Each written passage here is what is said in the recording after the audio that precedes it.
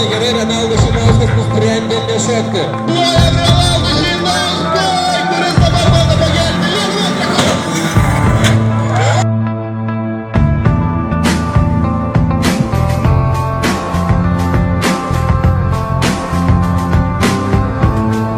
Pirmų kartų pravažiuojant, maniau, kad truks greičiau. Tai pirmų kartų nešokom, galbūt ir paišdikavom tuo pačiu.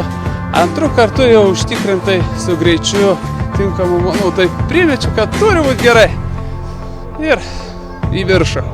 Iš tikrųjų, kaip pasakyti, rekordas prieš 20 mečius padarytas buvo su ZAZ automobiliu. Šiandienai technika juda į priekį, jinai turi šokti ir aš manau, kad galima gal net ir dar daugiau.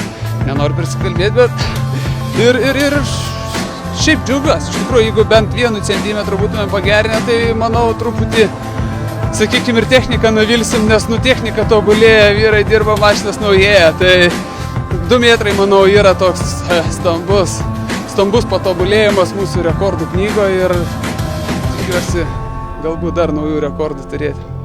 Turiu tokių minčių, bet tikrai norėjau iš pradžių užaugti mažojo rekordu, jį pagerinti, galbūt net dar sugalvosim, kaip jį dar datobulinti, bet tikrai nesustosim ties to ir aš manau, kad mes dar rekordų turėsim Lietuvoje.